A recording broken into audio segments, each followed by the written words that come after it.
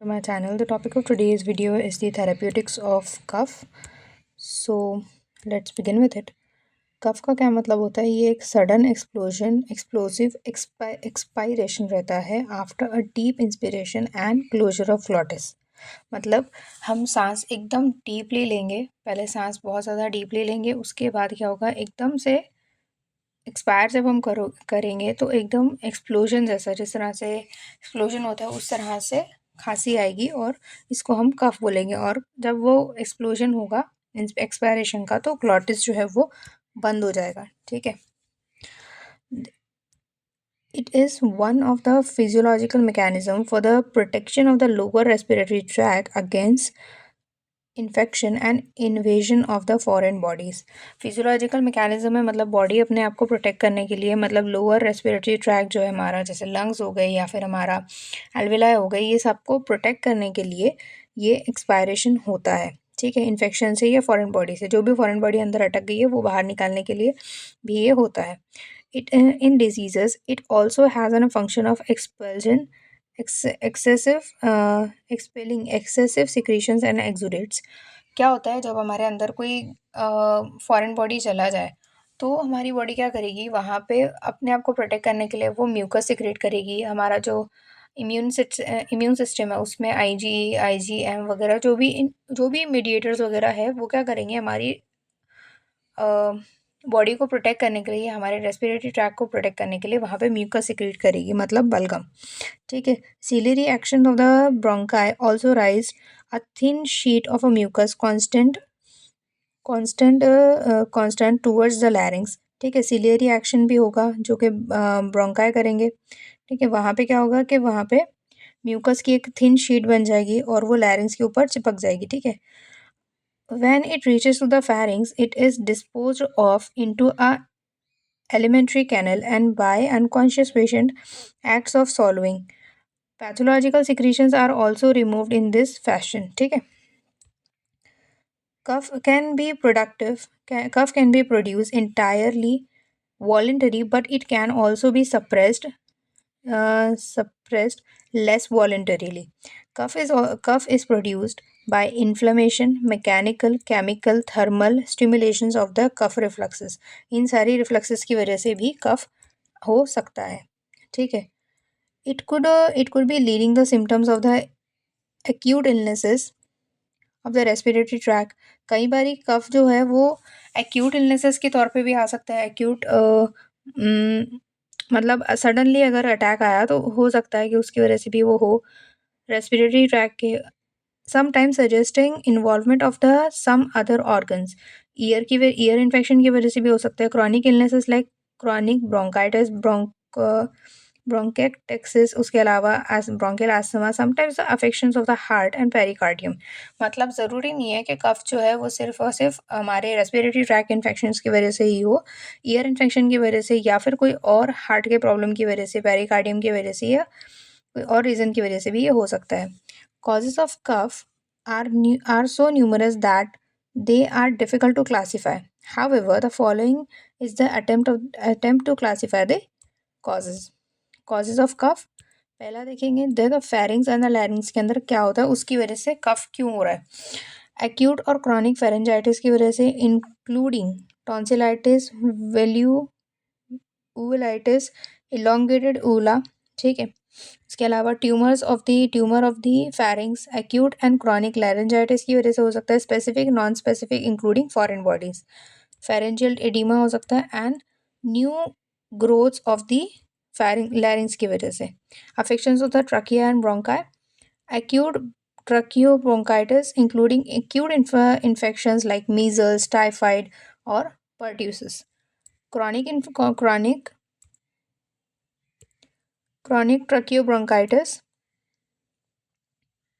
one second, chronic tracheobronchitis including one due to smoking की वजह से, smoking, exposure to irritant gases, then the foreign bodies and bronchiectasis. ठीक है, उसके अलावा प्रेशर ऑन द ट्रकिया की वजह से and bronchi with from without, aneurysm of the aneurysm of aorta हो रहा, उसकी वजह से ट्रकिया के ऊपर प्रेशर आएगा तो खांसी आ सकती है।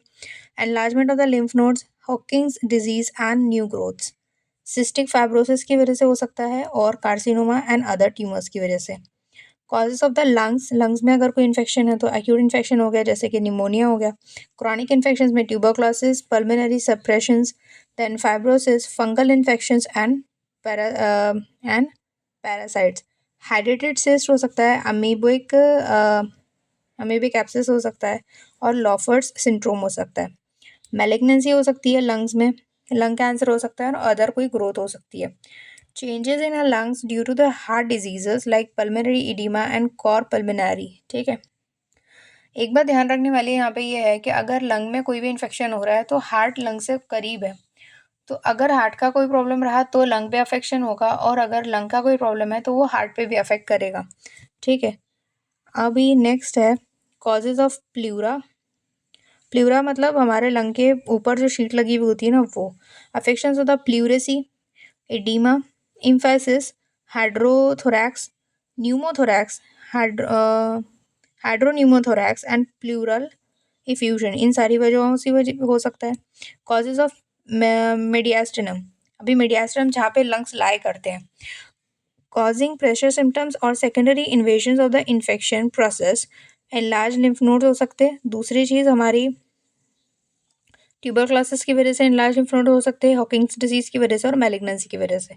ठीक है, अब आ जाओ ट्यूमर्स में डर्मोइड्स, टेट्राटोमा, मेडिस्टिनल ग्वाइटर, थायो थाइमोमेटा और फॉरगट सिस्ट, इन सारी चीज़ों की वजह से भी हो सकता है due to the heart disease. ठीक है, ड्यू टू हार्ट डिजीज़ भी मीडियास्टिनम के अंदर मतलब उसके कॉजेज़ की वजह से भी कफ हो सकता है। मतलब हार्ट के कौन से डिजीज़ होंगे, pulmonary oedema secondary to the cardiac failure. जैसे मैंने अभी बोला कि अगर लंग्स में कोई प्रॉब्लम है तो उसका असर हार्ट पे पड़ेगा, और हार्ट में अगर कोई प्रॉब्लम है तो उसका असर लंग्स पे पड़ेगा। आउटसाइड द थोरैक्स अगर कोई देखे तो ये साइकोलॉजिकल हिस्टेरिकल कफ हो सकता है ईयर इन्फेक्शन की वजह से, और सब डायफ्रामेटिक लीजन लाइक सब फेरेंजियल और लिवर एब्सेस की वजह से। रिफ्लक्स कफ जो होता है वो स्टमक की वजह से और यूटेराइन की वजह से हो सकता है, और इडियोपैथिक। अभी मैनेज कैसे करोगे, तो मैनेजमेंट के लिए when a patient comes to a physician with a cough he must try to make provisional diagnosis based on the history and the physical examination. मतलब जब भी आपके पास कोई पेशेंट आ रहा है जो कि आपको कफ का सिम्टम लेके आ रहा है, तो आप एक प्रोविजनल डायग्नोसिस बनाओ। किस बेसिस पे, हिस्ट्री पे कि भाई आपको ये कब से शुरू है, और फिजिकल एग्जामिनेशन पे कि भाई कोई लीजन वगैरह तो नहीं है। ठीक है, कोई ग्रोथ है, कोई लीजन है, कोई और प्रॉब्लम है आपको। This is important for the management as different conditions give rise to a cough differs from each other. Investigation may confirm the diagnosis later on, but the physician is required to prescribe to relieve the patient. फिलहाल क्या करना है, investigation तो होती रहेंगी, फिलहाल patient को relief मिल जाए, ये हमारा मेन मोटिव है। ठीक है, the following points should be noted in connection with the cough. ठीक है, कौन कौन से पॉइंट्स है, तो पहला पॉइंट है हमारा कि एक्यूट और क्रॉनिक। ठीक है, एक्यूट अगर कफ है मतलब कुछ दिनों से है, मतलब 2-3 दिन से भाई बहुत ज़्यादा खांसी आ रही है, तो एक्यूट अगर कफ है तो लैरिंजाइटिस हो सकता है, ट्रकियो ब्रोंकाइटिस हो सकता है, उसके अलावा निमोनिया हो सकता है, लंग एब्सेस हो सकता है, उलाइटिस हो सकता है, और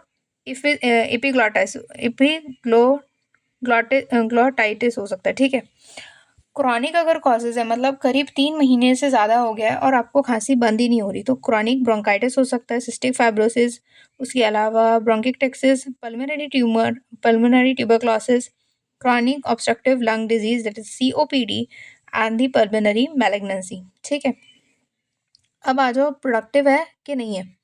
अगर प्रोडक्टिव है मतलब म्यूकस है, सॉरी म्यूकस नहीं, हाँ म्यूकस है मतलब बलगम वाली अगर खांसी है, तो कौन से रीजंस को हम कंसिडर करेंगे, ब्रोंकिक्टेक्सिस, लंग एब्सेस, उसके अलावा pulmonary tuberculosis that is TB, उसके अलावा COPD और पल्मोनरी इडिमा, इनको हम लेंगे।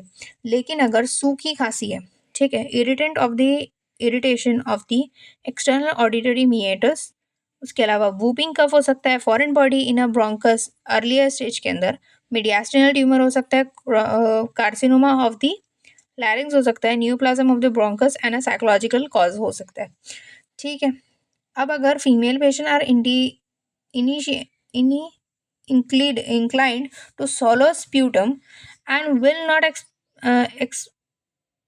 expectorate as male patient do. This tendency may lead to an incorrect conclusion in a female patient that cough is irritative or non-productive. ठीक है, देखो इसमें ये जो बात है इसके अंदर ये है कि भाई जो मेल्स होते हैं वो क्या करते हैं कि अगर उनको कफ आया तो वो बाहर निकाल लेंगे, ठीक है।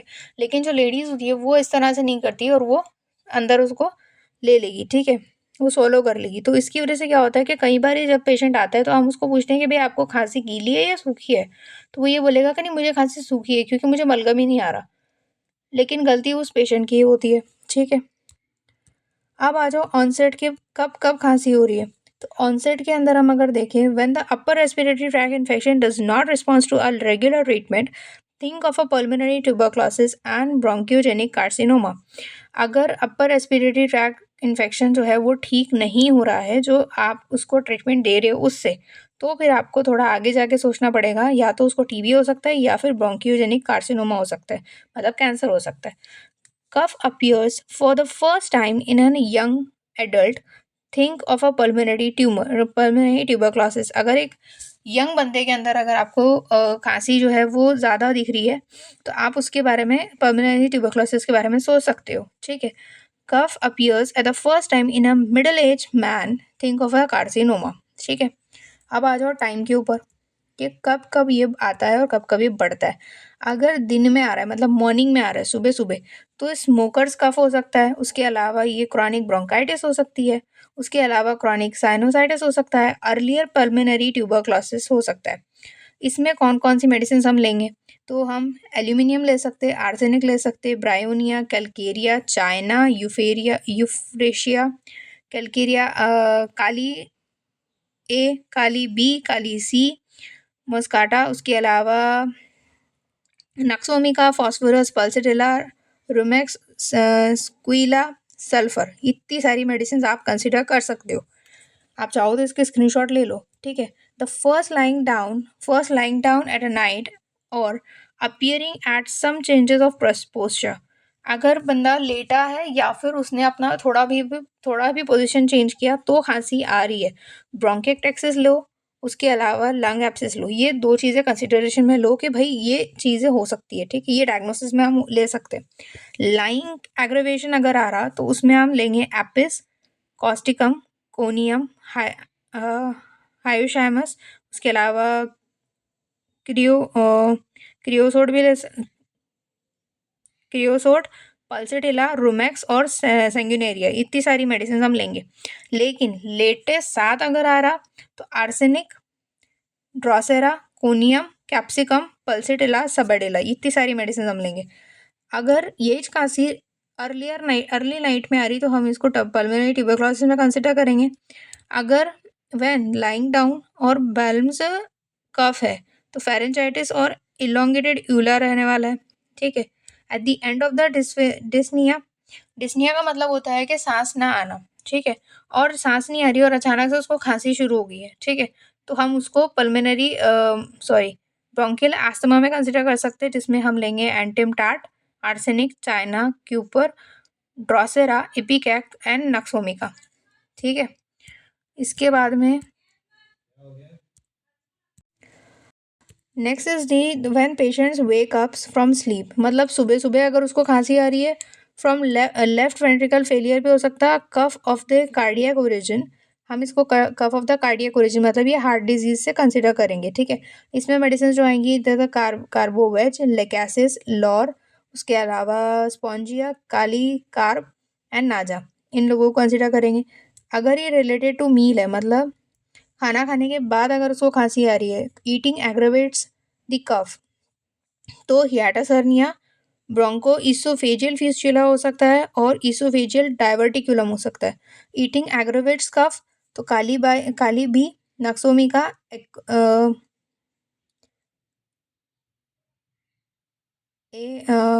Anacardium, sepia, thuja, carbo veg. इन लोगों को कंसिडर करेंगे, ठीक है।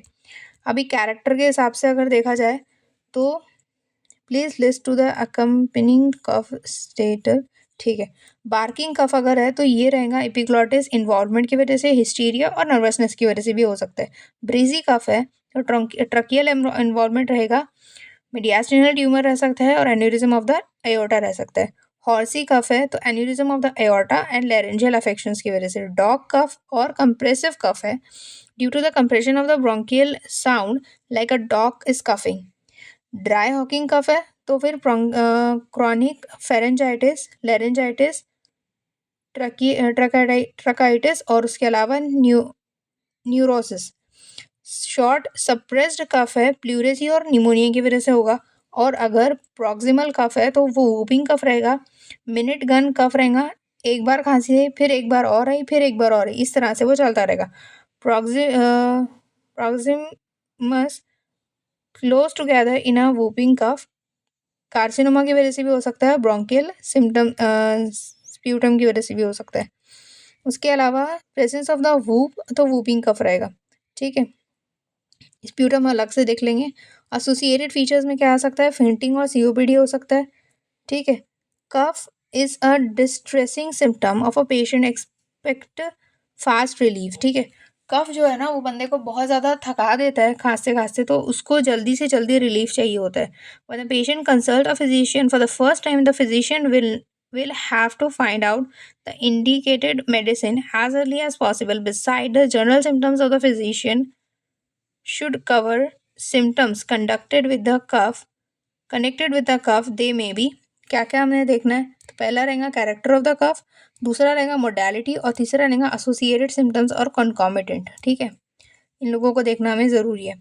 अभी देख लो आखिरी क्या पॉइंट है, the character of the cough and a concomitant are described hereunder with the most important medicines. Most of these remedies are discussed elsewhere in the book under the different headings like pneumonia, then a pleurisy. Beside the most important medicine which are listed here, there may be other medicines which are not mentioned here. The reader is required to refer the repertories and the books of the materia medica if required to study the other medicines and the modalities.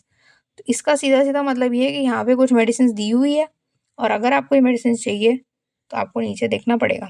ठीक है, नीचे link मिल जाएगी, वहाँ पे आप ले सकते हो। ठीक है, थैंक यू।